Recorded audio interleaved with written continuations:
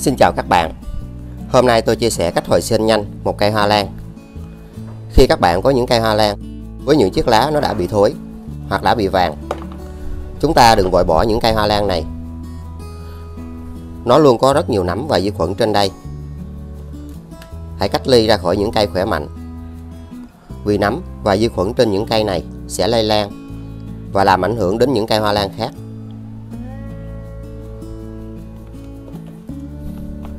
Các bạn cần bỏ hết chất trồng cũ này, vì đây là những chất trồng dành trong môi trường công nghiệp, giữ ẩm rất nhiều, và nếu chúng ta sử dụng thì hãy dùng với một lượng ít. Chất trồng rất ẩm, và đây là nguyên nhân làm cho hoa lan bị thối.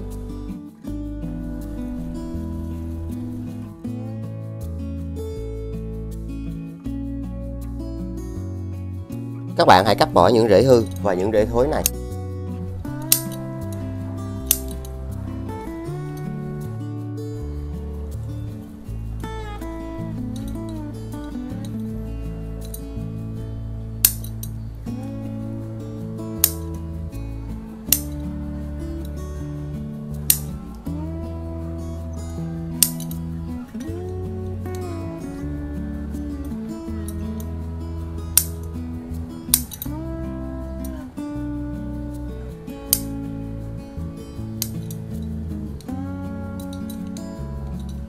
Và những rễ còn tốt các bạn sẽ giữ lại để giúp cho cây hồi sinh. Khi các bạn thấy phần cắt này vẫn còn trắng và tốt thì hoa lan sẽ được phục hồi, phát triển được nhanh hơn. Sau đó cần phải rửa cho thật sạch gốc cây này. Và đối với mọi cây hoa lan khi phục hồi thì cách làm này sẽ giúp cho cây phát triển.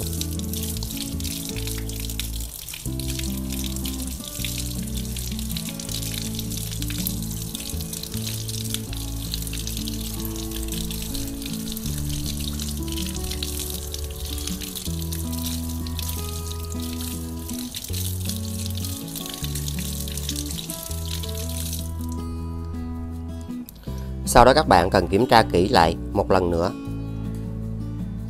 Và những rễ hư chúng ta sẽ tiếp tục cắt bỏ.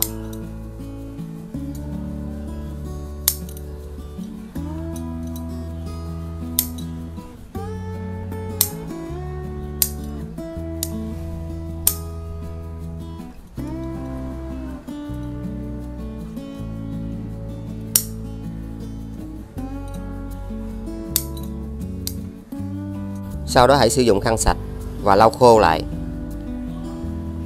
Khi các bạn làm cách này, nếu như những chiếc rễ có bị nấm hoặc côn trùng thì nó cũng sẽ giúp cho cây được hồi sinh nhanh.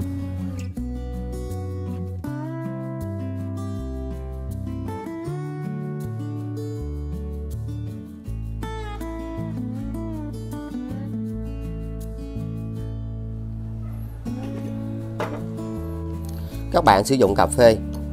Cà phê có tính kháng khuẩn khử trùng và là chất hữu cơ. Nó sẽ giúp cho hoa lan được hồi sinh, phát triển rất tốt.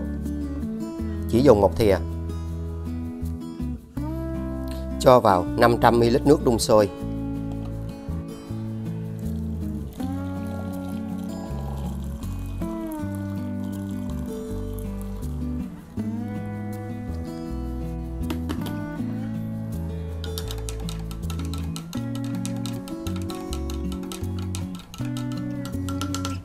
Các bạn hãy đậy lại và để cho nước này nguội.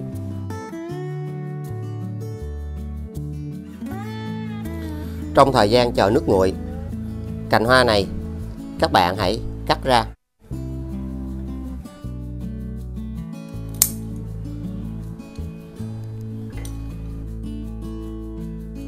Sẽ cắt lại một lần nữa để không làm dập vết cắt.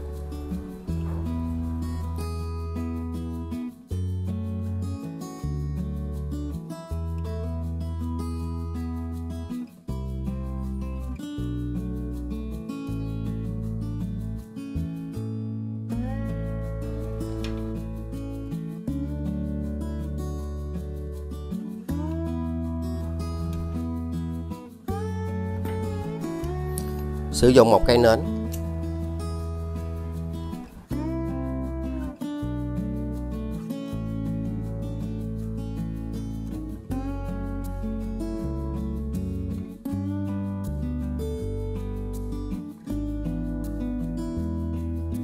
Cách làm này bảo vệ cho cành hoa rất hiệu quả.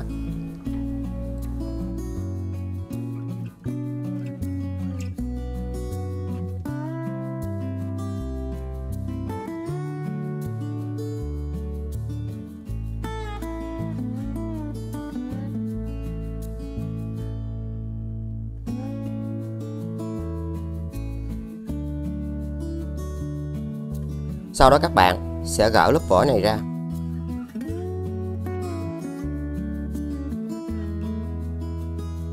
Và hoa lan nhỏ sẽ được phát triển ngay tại đây.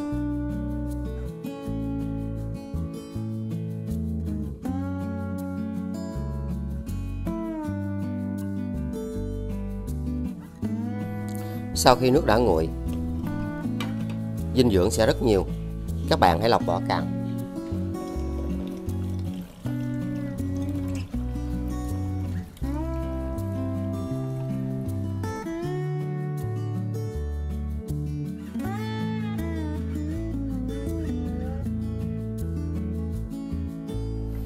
Sau đó hãy đặt gốc hoa lan vào đây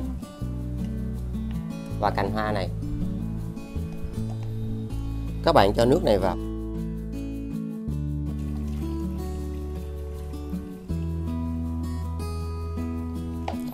Và hãy ngâm như thế này trong 30 phút.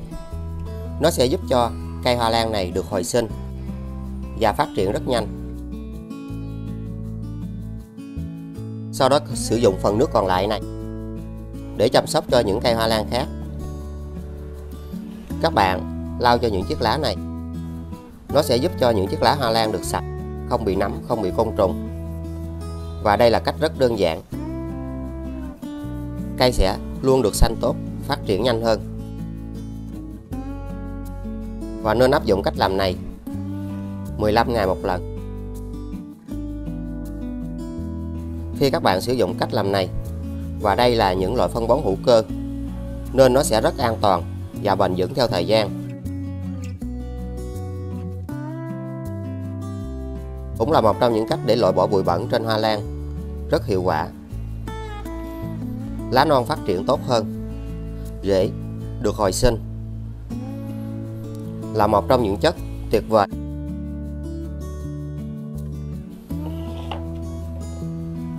Sau đó hãy tưới vào gốc của cây. Nó sẽ giúp cho rễ phát triển rất tốt.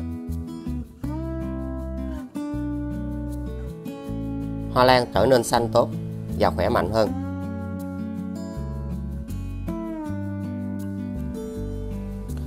Sau đó các bạn lấy hoa lan ra.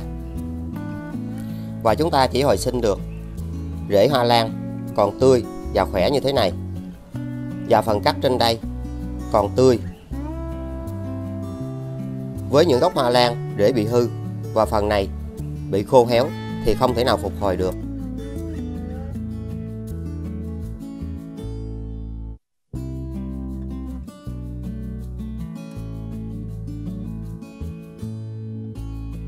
Các bạn sử dụng một chai nhựa và hãy cắt giống như mình.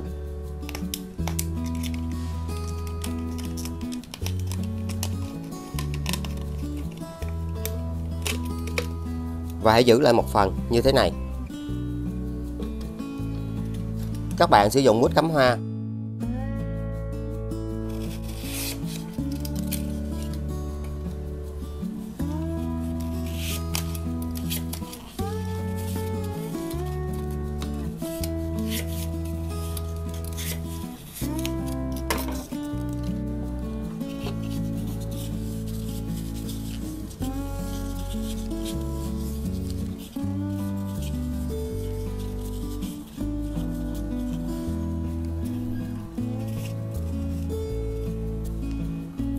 Sau đó hãy ghim cành hoa lan vào đây và nó sẽ được cố định như thế này.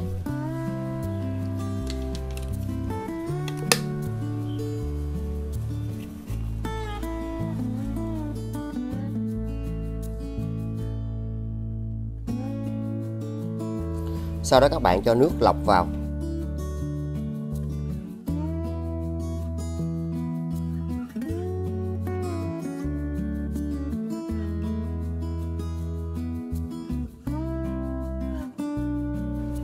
Nước sẽ được mút cúm hoa hút lên để giữ ẩm cho cành hoa. Đặt ở nơi khô ráo, thoáng mát và có ánh sáng. Nó sẽ giúp cho cành hoa này được hồi sinh cây nhỏ rất nhanh. Sau đó sử dụng băng dính và dán cố định lại.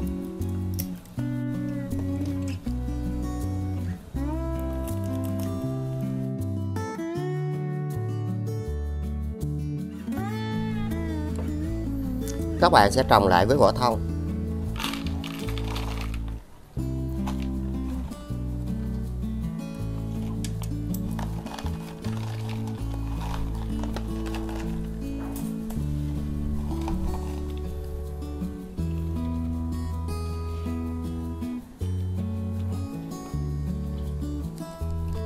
Cho rêu vào.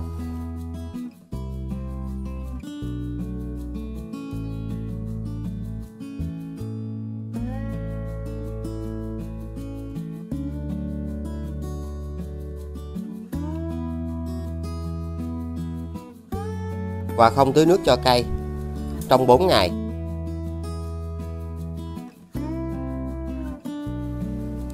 Sau 4 ngày, tưới nước vào để giữ ẩm cho chất trồng và rễ.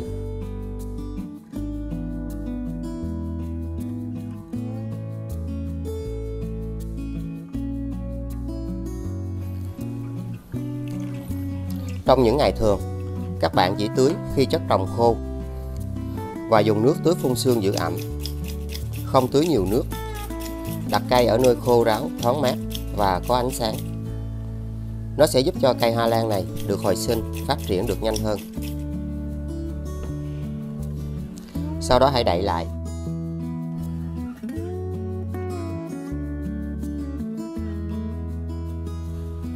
Và đây là kết quả sau 1 tháng tiếp theo. Cây hoa lan của chúng ta đã được phát triển lên từ gốc cây. Những cách làm này, các bạn cần phải có sự kiên nhẫn. Và cây cũng đã hồi sinh và phát triển được rễ.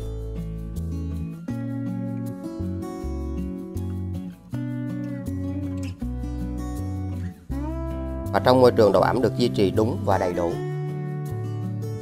Nó sẽ giúp cho những cây hoa lan của các bạn phát triển rễ và được hồi sinh.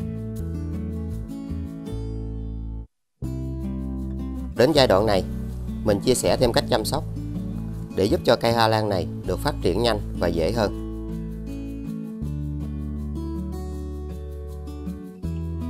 Cây đã rất xanh tốt và đã rất khỏe.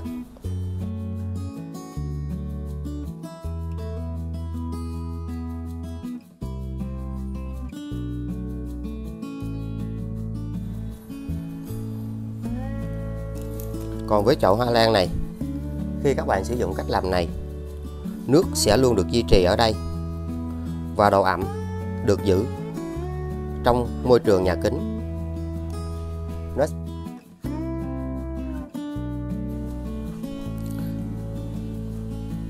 Nó sẽ giúp cho cây hoa lan của chúng ta được hồi sinh, phát triển được tốt hơn. Khi cây đã được phát triển thành những chồi non như thế này, các bạn vẫn phải thường xuyên kiểm tra nước để chúng ta giúp cho chậu hoa lan được phát triển nhanh. Và chúng ta sẽ tiếp tục đặt vào đây.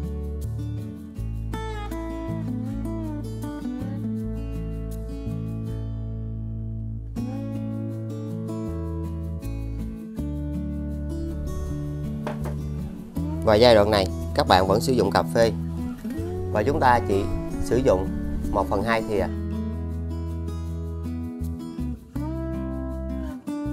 Cho vào 400 ml nước.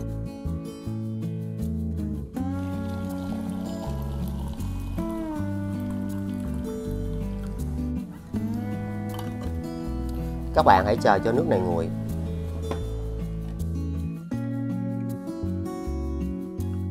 Sau khi nước đã nguội, các bạn hãy lọc vỏ cặn.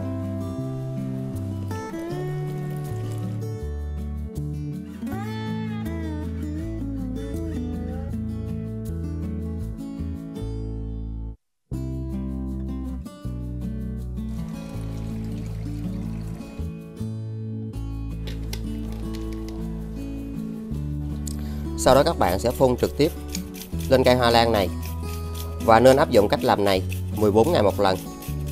Nó sẽ giúp cho cây hoa lan này được lớn, cây sẽ phát triển được rất tốt. Hãy đậy những chiếc rễ này lại.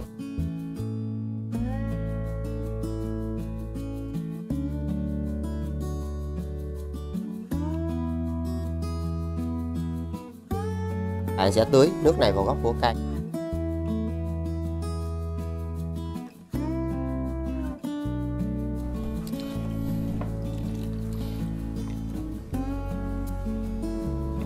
Chúng ta sẽ để vào vị trí cũ.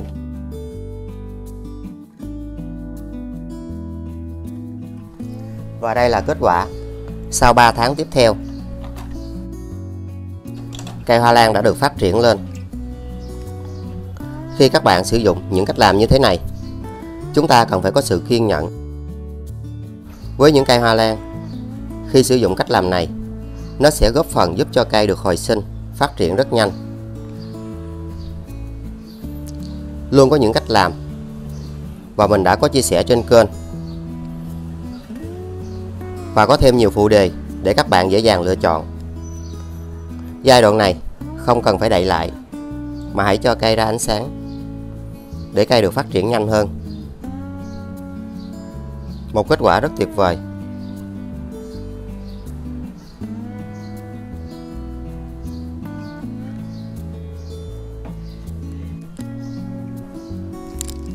Còn với cây hoa lan này, nó đã được lớn lên. Các bạn áp dụng cách làm này, nó sẽ góp phần giúp cho cây hoa lan của chúng ta được phát triển rất nhanh từ cành hoa. Khi cây đã được phát triển và có được rễ khỏe như thế này, các bạn trồng lại để giúp cho cây phát triển nhanh khi ở môi trường bên ngoài. Một trong những kết quả rất tuyệt.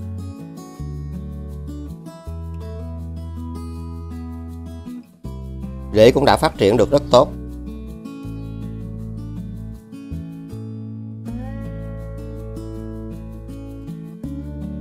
Các bạn sẽ trồng lại bằng vỏ thông.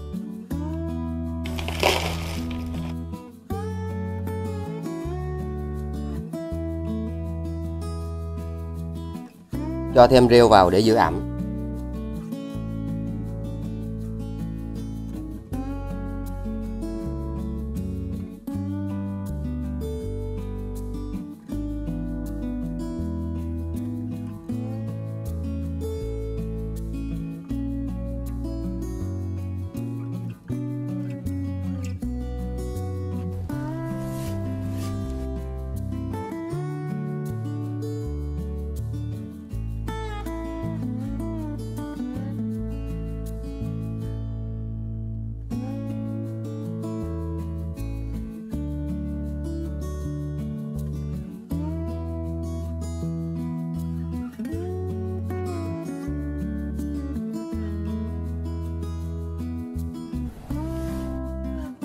Đừng quên like, chia sẻ, đăng ký kênh và nhấn chuông để tiện theo dõi. Xin chào và hẹn gặp lại.